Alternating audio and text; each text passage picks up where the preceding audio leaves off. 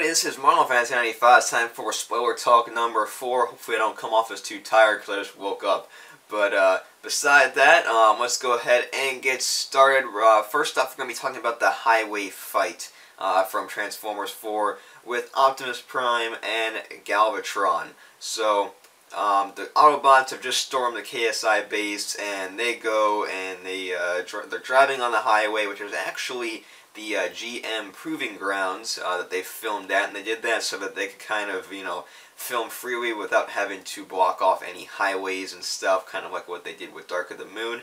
Now, the only thing that, the only problem I saw of this was that it didn't look really as much as a highway as it could have been, especially because, you never really see a highway with kind of like curves like a racetrack or anything, like it did in the movie. But it was a great way of filming freely without having any distractions of like, okay, we only have a limited amount of time because cars need to come by and stuff like that. So overall it worked out well due to the fact that they could just film as much as they want. And man, it is raining all of a sudden. That's crazy.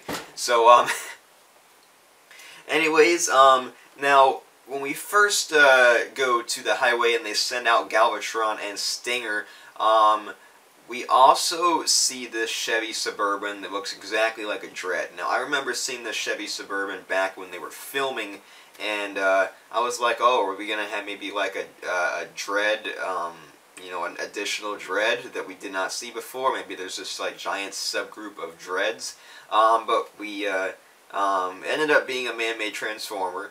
And just like most of the bad guys in this film, but we never saw it. So we just saw it like once, like blink and you'll miss it flash on the screen, and then we never see it after that. And then Stinger, he kind of fires a couple of missiles, and then he's kind of absent for the rest of the highway battle as well. That was probably mostly because we see Bumblebee and Optimus Prime. They do like their whole catching the humans thing over the bridge, and then Bumblebee shoots at Galvatron, and then Galvatron does his whole morphing thing and goes off, and then that's the last we see of Bumblebee, and then the rest of it's Optimus Prime. So I'm assuming that the other Autobots went after Stinger and the Suburban. Now, what I did love in this scene, and a lot of other people in the theater loved it as well, I loved when Bumblebee first sees Galvatron's morphing ability, and he makes this face like, what the heck just happened? So, I mean, I found it absolutely hilarious. Just the way they were able to show it on his face without him saying anything. It was awesome. Great job by ILM there. Let's see. Alright, so then we have our whole battle. Galvatron, he was just awesome in this battle. I love his line of, Optimus Prime says, "I have no soul," and then Galvatron says, "That is why I have no fear." A really cool line, and he just takes Optimus's sword, shoves it into his chest in that little hole area, and then his sword just disintegrates completely. So that was some crazy stuff. And then so Optimus Prime is obviously starting to win the battle. I think Galvatron is still kind of struggling between, controlling him controlling himself completely compared to the humans controlling him. So I think it was a little 50-50 there. So obviously Optimus Prime is winning this battle. So they send Galvatron back to retreat right after Lockdown comes in.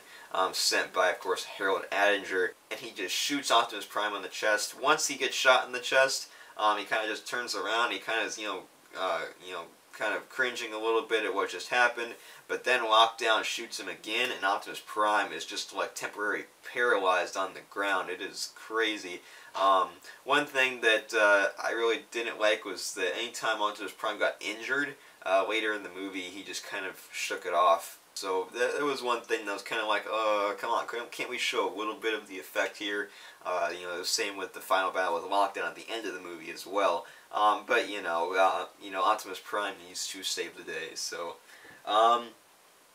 so Lockdown, kneels in front of Optimus Prime, and this is where we first hear about the creators. And the creators, who I still think are the Quintessons You know, I don't know who else they could be, unless there's somebody that we have not seen in Transformers lore before, and you know, maybe they're taking a completely new direction with the whole creator storyline, and maybe they're saying, oh, it's these random guys who created you. But if we go on past Transformers history, I really don't see any other logical explanation to who the creators are other than the Quintessons.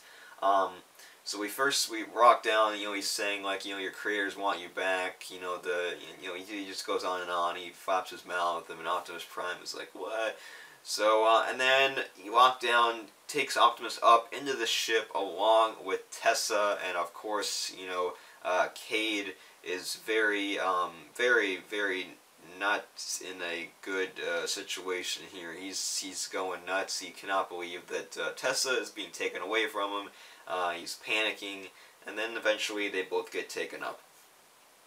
So, we are then taken to Lockdown ship, and this is where things start to get really alien. The most alien the movies have ever gone before.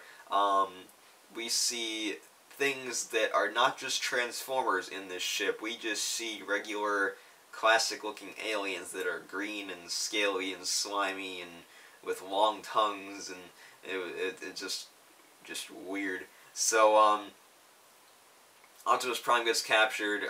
We see, you know, Lockdown grab him with his hook, and you know, put him up there. That was pretty cool. And then we see Grimlock for the first time. This is the first time we see Grimlock. Optimus Prime kind of looks over, and he sees Grimlock's head, and see, as a regular member of the audience, even with following the movie as much as I did the first time, I'm not the first time, as much as I followed the developments and stories of the movie, you know, leading up to my first viewing of the film, when Optimus Prime glanced over and looked at Grimlock, I didn't catch on to that. I did not think of that as being Grimlock. I don't know, because, you know, we really didn't get to see what Grimlock looked like beforehand, so it did not register in my brain that that was Grimlock on the first viewing. And then on the second viewing, I was like, oh, I see what they did there. But so I really feel for the people that you know, that are not huge Transformers fans and they're just kind of like the average moviegoer. That probably flew definitely straight over their heads. And then we have Tessa being attacked by these little tiny weird things with giant eyes and mouths that are like, look like, I don't, Invisalign or something, I don't know. And then so it's those things were weird. But anyways, we see a Transformer being torn apart, and I was wondering if that was Leadfoot or not. It would feel weird if it was Leadfoot, because, you know, the humans were all into the whole getting transformium thing, but it did kind of have Leadfoot's shape. Yeah, but, you know, if I feel like maybe it could be Leadfoot. I mean, we know that Leadfoot has died by this point of the movie, so that's just something that maybe the Blu-ray can help us out on. And even then, it might not be recognizable enough to be Leadfoot, but it kind of did have like that same body shape. So eventually, you know, the Autobots come in. They try to save Optimus, and they have their whole banter and everything. And same with Shane and Cade. They kind of have their whole, like, you know, not like getting along thing. And there's this really long sequence inside of Lockdown ship trying to save Tessa and Optimus Prime. And I really liked this whole sequence because it was kind of like leaving Earth in a way. It was definitely a different environment. You know, it was very Cybertronian-esque, and I really enjoyed it, especially when the Autobots were going after Optimus Prime. And then I also found Lockdown's crew very odd. They were very they're very human-esque. You know, I don't know if they were Transformers per se. But yeah, eventually, of course, they save Optimus Prime, and as Hound is gearing to fly the ship away, the main humans go and they try to tightrope across from the ship over to a building. I don't know how they were going to end up jumping down from from what they were walking on, because it seemed pretty high up on the building. I guess it's more of a like act now, think later type thing. And then we have the wolves kind of chasing after them. And Bumblebee, of course, comes to the rescue. One thing I noticed, first viewing of the movie, was one shot when it was a head-on shot of Tessa, and she was trying to move across, and of course those wolves were behind her. And then in one shot, the wolves weren't there when they were supposed to be seen on screen, and then they were back to being there. So just kind of like a scene where they're like, oh, maybe people won't notice. We can do like less CGI animation, but a lot of people noticed. But it was just a small minor nitpick. And then so they make it about halfway through, and then the wolves start chewing the wires, or whatever you call them, the metal beams, and they fall. But here comes Bumblebee to the rescue, of course. He catches them, and they are good to go. And this is when we have our Decepticon fighter ship chase between Crosshair's Bumblebee and the humans, along with the crew of Lockdown ship. Very cool chase. Definitely, I think it might have been the first air battle, I think. Yeah, even though it wasn't like actual flying Transformers, I believe that was the first air battle. Now, don't hold me to that. I'm trying to think. And believe me, if I don't think of it now, I will think of it when I finish filming this video. But so really cool sequence. The 3D was really great in this scene, I do remember, and it was just an overall cool thing. And then especially being back in Chicago, the only thing that I really didn't like was that Chicago was practically like perfect by now, and it had only been 5 years. So I think they should have taken a little bit of effort just to kind of show a little bit more damage in the city. Compared to like, oh, everything's back to normal in the city of Chicago, so that was something that they should have worked on a little bit. But I just think they just didn't want to work on the destruction of Chicago and save all that for their Hong Kong efforts. But yeah, really cool chase. And then of course it ends with the landing on that dude's car, and then we have the whole Budweiser all over the road scene. But the thing I did like about that, see, I did not, the hand me my alien gun thing was not as funny because I've heard it a couple of times. Now, what did get me to laugh in the theater was him taking the Bud Light and just, opening it on the car door, taking a swig of it and throwing it to the ground. That got me to laugh. I thought that was funny.